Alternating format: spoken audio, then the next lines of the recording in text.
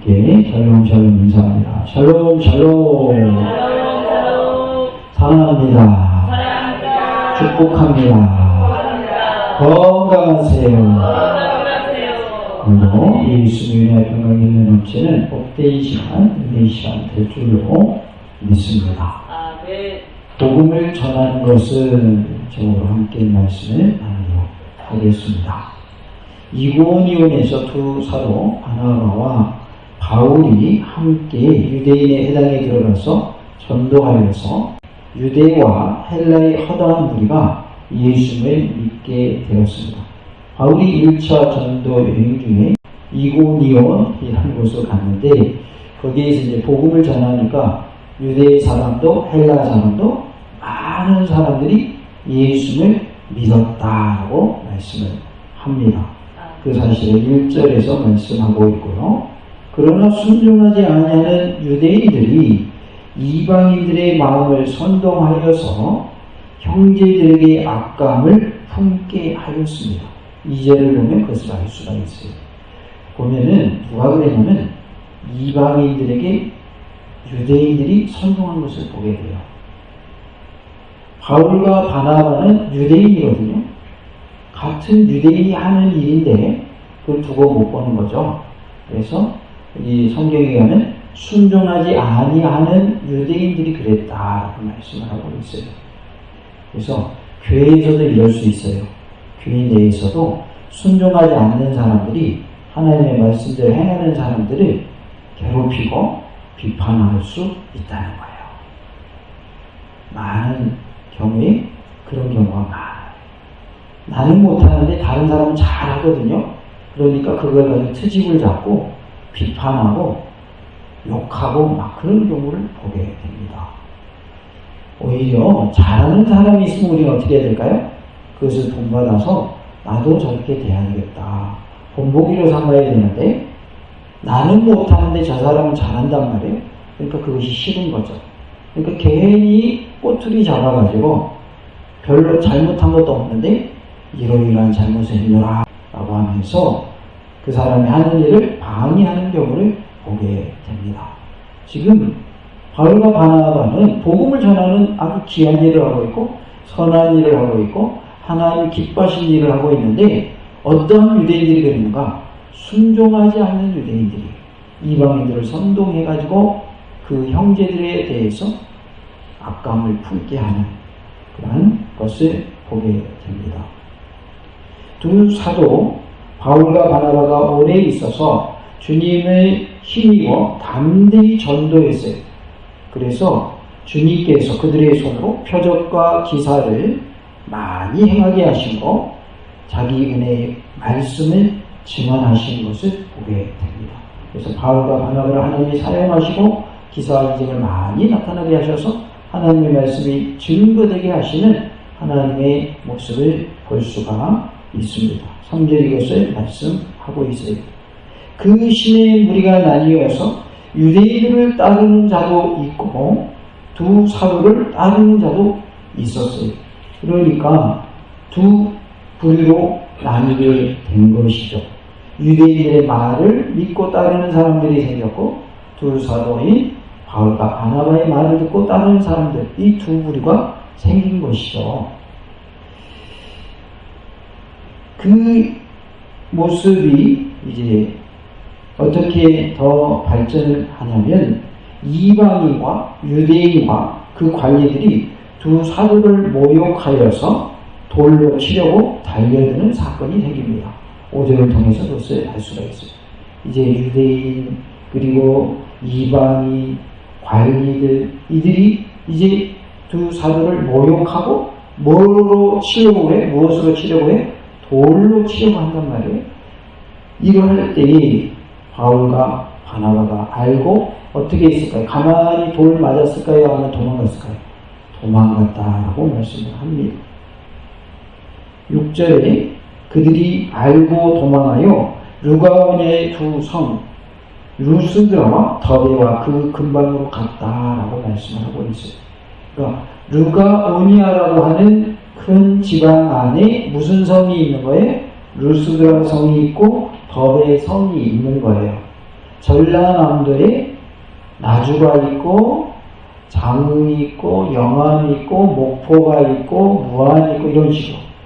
그러니까 루가오니아라고 하는 그 지방에 루스드라라고 하는 성이 있고 더베라고 하는 성이 있는데 그 근방에서 바울과 바나바가 복음을 전했다는 것이죠. 원래는 어디서 전하고 있다가 이고니온이라는 곳에서 복음을 전하고 있다가 순종하지 않는 유대인들의 모함으로 인해서 쫓겨나게 되어서 이제 루스드라, 더베, 곧 루가오니아 지역에서 복음을 전하게 됩니다.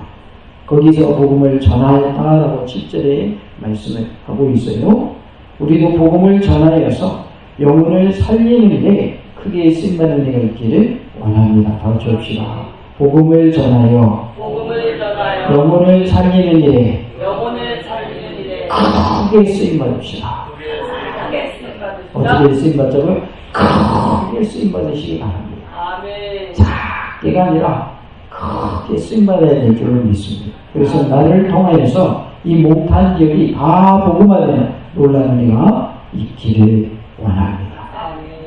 꿈은 누구에게 이루어지냐면 꿈을 꾸는 자에게 이루어진다고 그랬어요. 그리고 무슨 표현이 있어요? 꿈은 반드시 이루어진다 그랬어요. 요즘 젊은 청년들, 젊은 세대들이 문제점으로 지적되고 있는 게 뭐냐면 뭐가 없어요? 꿈이 없어요. 꿈이. 뭐가 되고 싶은 게 없는 거예요. 목적이 없어요. 삶의 목적이 없어요. 하나님의 영광을 위해서 살아야 되겠다라고 하는 근본적인 삶의 목적이 있어야 되는데 그것도 없죠. 구체적인 나는 무슨 직업을 가지고 살아야 되겠다라고 하는 그러한 목표도 없이 삽니다. 그래서 요즘 젊은 사람들을 보면 어른들이 볼 때 희망이 없는 것처럼 보이기도 해요. 다 희망 없는 모습은 아니지만 그런 경우에는 희망이 없어 보이더라 말이죠.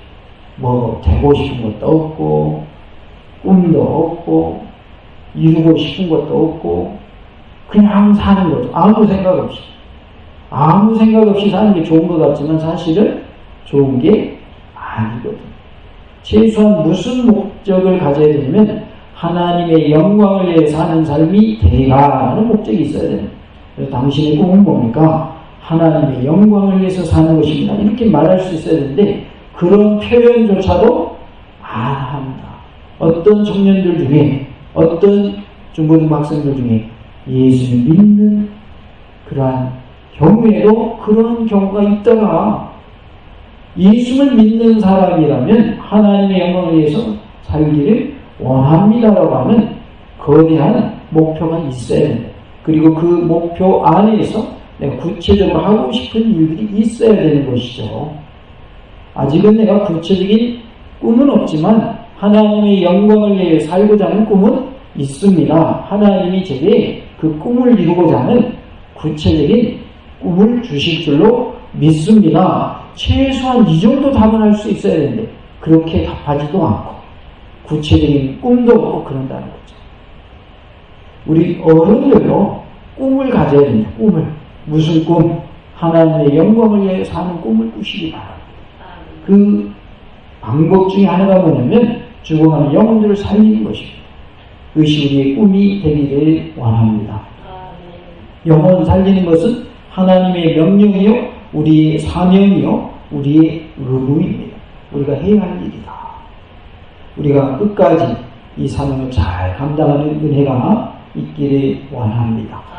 복음을 전하는 것은 어떠한 의미가 있는가 살펴보므로 큰 은혜가 임하는 복된 시간, 말씀 충만, 성령으로 충만한 시간 되기를 원합니다. 복음을 전하는 것은 헛된 일을 버리고 살아계신 하나님께로 돌아오게 하는 것이다 라고 말씀하고 있습니다. 15절에 이르되 여러분이 어찌하여 이런 일을 하느냐. 우리도 여러분과 같은 성정을 가진 사람이야. 여러분에게 복음을 전하는 것은 이런 헛된 일을 버리고 천지와 바다와 그 가운데 만물을 지으시고 살아계신 하나님께로 돌아오게 합니다 라고 말씀을 하고 있습니다. 우리 다 함께 15절 말씀 함께 하나님 말씀 받겠습니다. 이르되 여러분이여 어찌하여 이러한 일을 하느냐. 우리도 여러분과 같은 성정을 가진 사람이라. 여러분에게 복음을 전하는 것은 이런 헛된 일을 버리고 천지와 바다와 그 가운데 만물을 지으시고 살아계신 하나님께로 돌아오게 함이라. 아멘. 복음을 전하는 것은 헛된 일을 버리고 살아계신 하나님께로 돌아오게 하는 것이다 라고 말씀했는데, 곧 복음을 전하는 것은 하나님의 자녀 되게 하는 것을 말하고 있습니다. 우리가 복음을 전하면 복음을 전하여 듣는 사람이 뭐 되게 하는 것이다? 하나님의 자녀 되게 하는 것이다. 그것이 곧 복음을 전하는 이유다라는 거예요. 복음을 열심으로 전해서 믿지 않는 사람들이 하나님의 자녀가 되게 하는 일에 크게 쓰임받는 우리 모두가 되기를 원합니다. 15절에 이르되 여러분이 어찌하여 이런 일을 하느냐. 우리도 여러분과 같은 성정을 가진 사람이라 그랬어요. 바울과 바나바는 여기서 자신들이 제사를 받을 수 없는 존재다, 자신들이 제사를 받을 수 있는 존재가 아니다라는 것을 분명하게 밝히고 있습니다. 성정이라는 말은 동일한 본성을 의미하고 있습니다. 원어에서는 동일한 본성이라는 뜻인데요, 여러분과 우리는 똑같은 동일한 본성을 가진 사람들입니다. 다시 말해서 바울과 바나바가 뭐가 아니라 신이 아니다. 신이 아니다. 걷지 못했던 사람 걷게 했다고 내가 신이 아니고 여기 있는 바나바도 신이 아니다. 우리는 당신들과 똑같은 사람이야. 왜 우리가 신이라고 생각하는 거야? 이런 일 버리고 하나님 믿으라고, 하나님의 자녀 되라고 우리가 복음을 전하는 거야. 잘 알겠어? 라고 말하는 거야. 잘 아시겠습니까? 뭔 말인지? 복음을 전하는 이유가 뭐냐? 하나님이 아닌 다른 것을 하나님이냐 믿는 사람들에게 그 일을 버리고, 뭐하고요? 버리고 참 신이신 우리의 구주 대신 하나님을 믿으라는 그런 뜻이라는 거예요.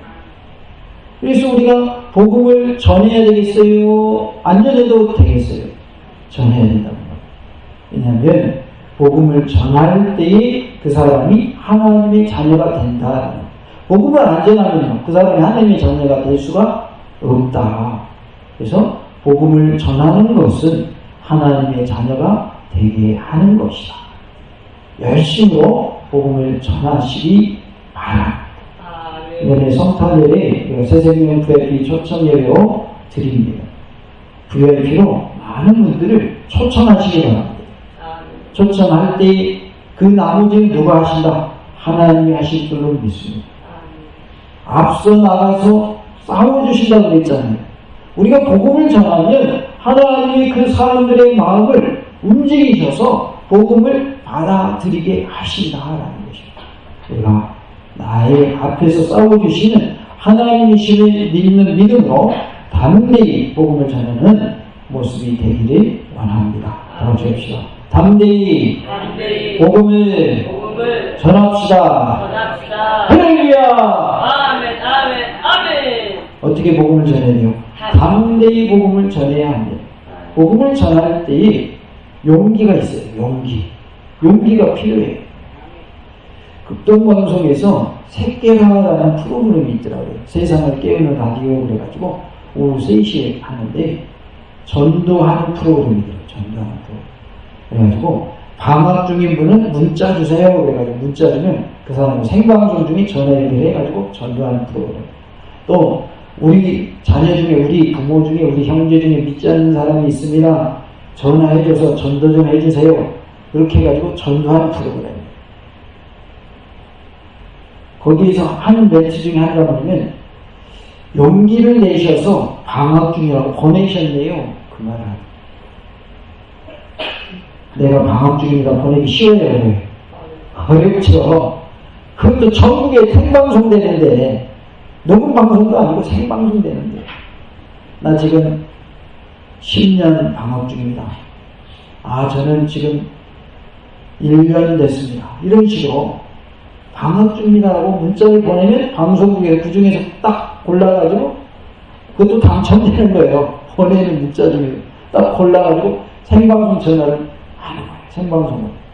그러면 그 전화를 받은 사람이 거의 99.9%는 다 예수 믿겠다고 말하더라고요.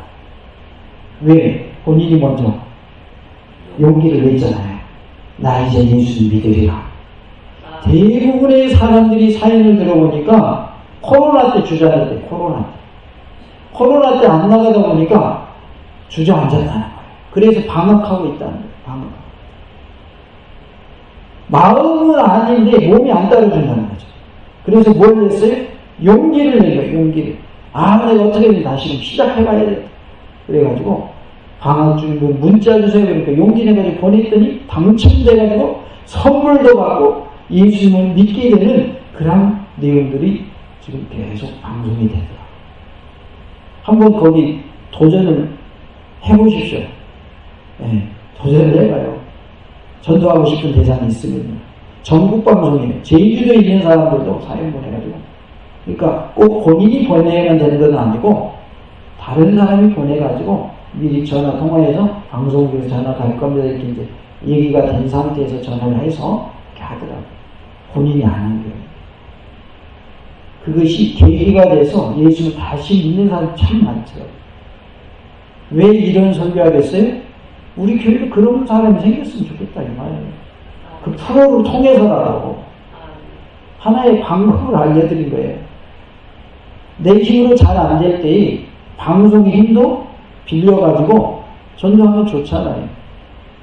딱 전화를 하면 선물을 주니까 그게 매력이 있더만요. 그게 장점이에요. 그래가지고 전도 대상단 선물 주고 이제 교회 다니실 거죠? 하면서 우리 방송은 강제로 교회 가게 하는 예수님 믿게 하는 프로그램입니다 하면서 방송을 해요. 복음을 전하는 데 있어서도 뭐가 필요하면요, 용기가 필요해요. 담대함이 필요해요. 내가 복음을 전하면 저 사람이 어떻게 반응할까? 그거를 먼저 생각하면 용기가 나요, 안 나요? 용기가 안 나요. 여러 부류의 사람인데 어떤 사람은 일단 일을 저지르고 보는 사람이 있어요. 그렇죠? 그러면 뒷수습은 옆에 있는 사람이 가족이 해주고 막 그런 경우가 있거든요. 전도도 일단 저질러야 돼요. 저질러야 돼요. 이것 째보고 저것 째보고 이거 생각해보고 저거 생각해보고 용기가 안 나는 거예요. 그렇게 하면. 용기를 내서 담대함을 가지고 복음을 전하는 그런 은혜가 있기를 간절히 원합니다.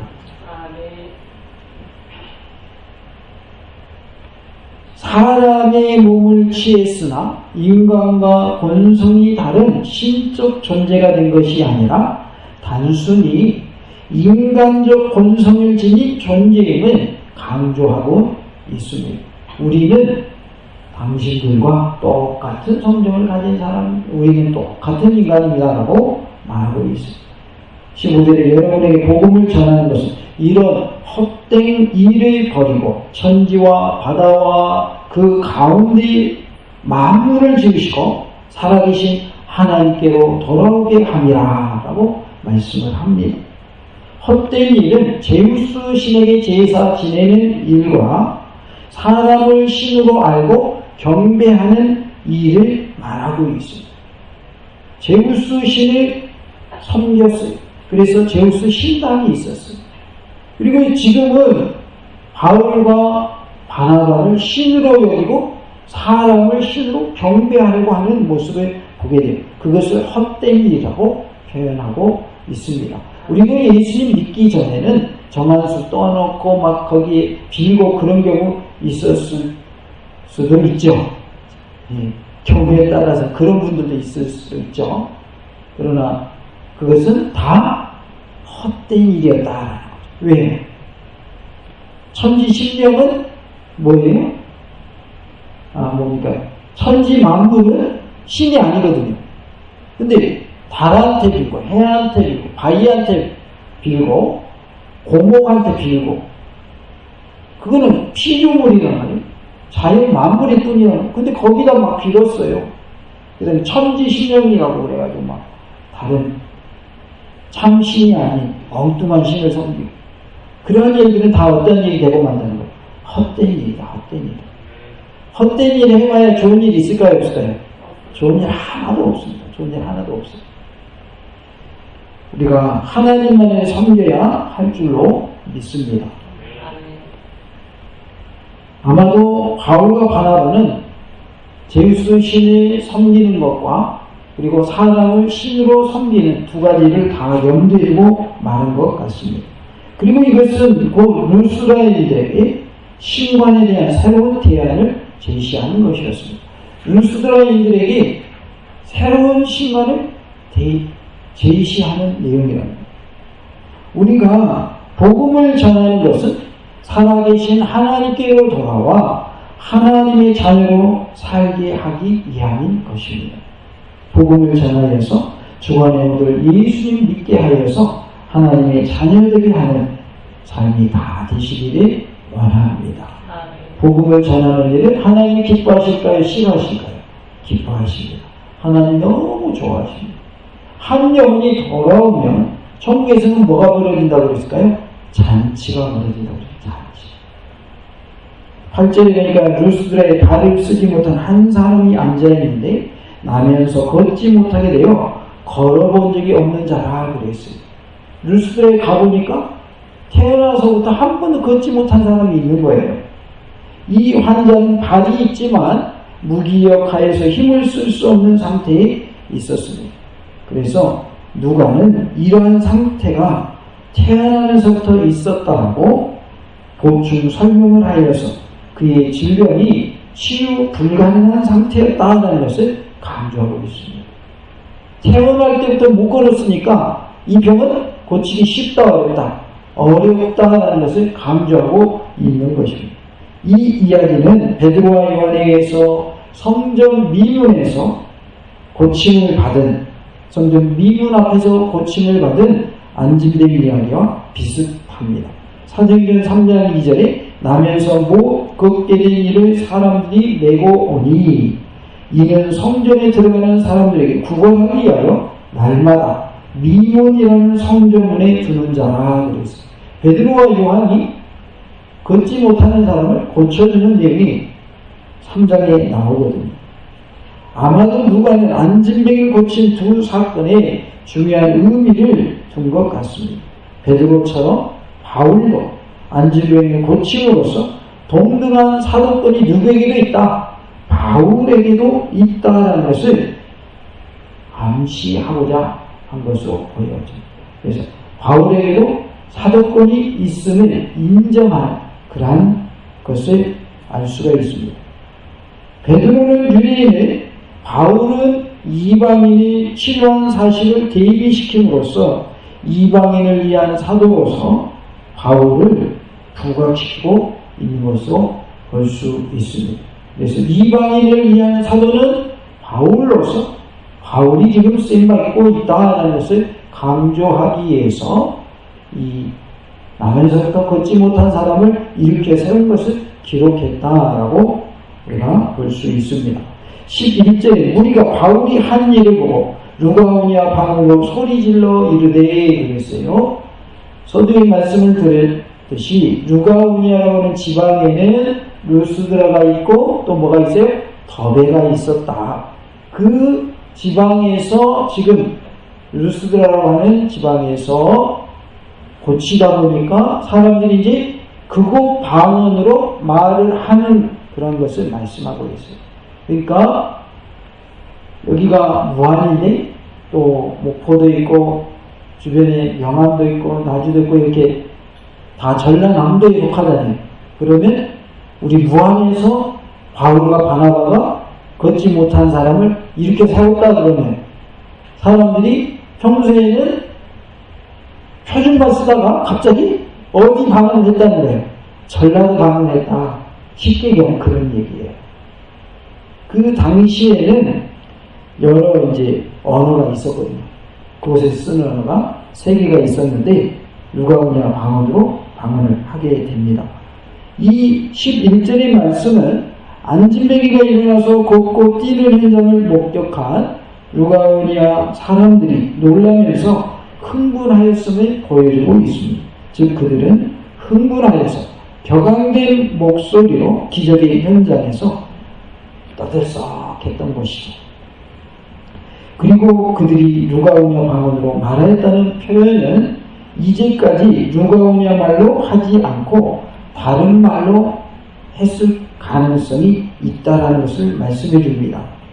소아시아의 다른 성읍들과 마찬가지로 루스드라는 평상시 세 개의 언어가 통용되었다고 합니다.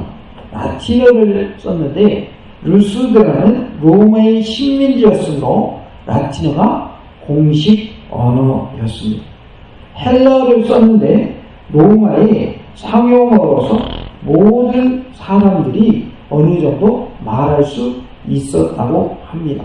그리고 이해할 수도 있었다고 해요. 그러니까 당시에 쓰였던 언어가 헬라어도 있었다. 그래서 많은 사람들이 상용어로 헬라어를 사용했더라 라는 것을 알 수 있고요. 세 번째는 그들이 원래 썼던 모국어가 있었다는 것이죠. 이것은 성읍 사람들끼리의 통상적인 의사소통 수단이었던 것을 알 수가 있어요. 많은 나라가 식민지일 때가 있죠. 그러면 프랑스가 그 나라를 들어가서 식민지 만들면 그 나라의 언어에 뭐가 생기는 거예요? 프랑스어가 생기고 프랑스어가 공용어가 되는 것처럼 우리나라도 일제강점기 시절에 무슨 언어가 공용어였을까요? 일본어가 공용어였죠. 그러니까 평소에는 식민지 시절에 뭘 쓰게 만들었어요? 일본어를 쓰게 만든 거죠. 그리고 이제 그냥 개인적으로 말할 때는 한국어 쓰고. 그러니까 이제 로마의 식민지에 있었기 때문에 로마의 공식어인 라틴어, 그 다음에 그 당시에는 헬라어가 공용어로 통상으로 많이 쓰였기 때문에 요즘에 영어와 같이 그래서 헬라어가 쓰였고 자신들의 원래 언어가 있었던 것이죠. 그래서 이렇게 세 가지 언어가 있었어요. 그러나 바울과 바나바는 이 언어를 잘 이해하지 못했을 것입니다. 모국어를 그들이 말하니까 잘 몰랐을 것이다 그 말이죠. 바울이 설교하는 동안 헬라어가 사용되었을 것이나 그들이 흥분한 나머지 자기들의 언어인 루가오니아 말로 소리쳐 말하게 된 것으로 보여집니다. 그러니까 평소에는 공용어를 쓰다가 갑자기 못 걷는 사람이 걸어버리니까 깜짝 놀래가지고 원래 자기들이 쓰던 언어로 썼다 그 말이죠. 11절에 신들이 사람의 형상으로 우리 가운데 내려오셨다 하여라고 했어요. 당시 헬라 문화권에서는 신이 인간의 형상으로 인간에게 나타난다는 믿음은 보편적이었다라는 것을 알 수 있습니다. 이것은 헬라의 신화에서 신들이 인간들과 동일한 생활을 하며 동일한 사고 방식을 지닌 것으로 묘사된 데서 더욱 분명해집니다. 그러니까 그 당시의 사람들은 신이 사람으로 온다라는 그러한 사상이 있었던 것이죠. 이런 면에서 예수님께서 인간의 형상을 입고 이 세상에 오셨다는 교리는 헬라 문화권에서는 결코 생소한 것이 아니었다. 왜냐하면 그들이 평소 알고 있는 신이 사람으로 온다라고 하는 그러한 사상이 있었기 때문에 예수님이 하나님으로서 하나님의 아들로서 사람으로 오셨다라고 하는 것은 그들에게는 처음 듣는 듯한 말이 아니라 자신들이 알고 있는 내용 중에 신이 사람 돼서 온다라고 하는 내용이 있기 때문에 그렇게 생소한 내용만은 아니었다. 헬라 문화권의 그러한 문화권이었다라는 것을 알 수 있습니다. 12절에 보니까 바나바는 제우스라 하고 바울은 그 중에 말하는 자이므로 헤르메스라 했다라고 말씀하고 있어요. 그래서 제우스라고 부르고 헤르메스라고 부르고 이렇게 해가지고 그들을 신으로 섬기려고 하는 그들의 모습을 보게 됩니다. 그들이 자신들의 말로 하다 보니까 그들이 무슨 말을 하는지 바울과 바나바는 처음에 못 알아들었을 것이다 라는 거죠. 다른 나라의 말을 잘 모르는데 그 나라의 말로 하면 그 나라 말을 공부하지 않은 이상은 알아들어요, 못 알아들어요? 못 알아듣죠. 우리나라에도 보면 다문화인들이 있죠. 그들이 자기네 나라 말로 하면 우리가 알아들어요, 못 알아들어요? 못 알아듣죠. 예, 그래서 누가 오냐 방언으로 말하니까 그 당시에 바울과 바나바는 무슨 일이니 잘 몰랐다가 나중에 보니까 자신들을 신으로 섬기려고 하는 모습을 보고서 깜짝 놀란 그런 내용을 보게 됩니다. 우리가 섬겨야 할 분은 누구일까요? 하나님입니다. 하나님만을 우리가 높이고 하나님만을 섬기는 자가 되어야 할 줄로 믿습니다. 여기 우리는 복음을 전하는 일은 하나님의 자녀 되게 하는 것이다 라는 사실을 기억하고 열심으로 복음을 전하는 모습이 다 되시기를 원합니다. 다 같이 봅시다. 복음을 전하는 것은 하나님의 자녀가 되게 하는 것입니다. 우리 모두 열심으로 복음 전해서, 다시 말해서 전도 열심히 해서 많은 사람들이 예수님 믿고 천국 가게 하는 일에 그게 쓰임받는 우리 모두가 될 수 있기를 간절히 원합니다. 할렐루야! 아멘, 아멘, 아멘.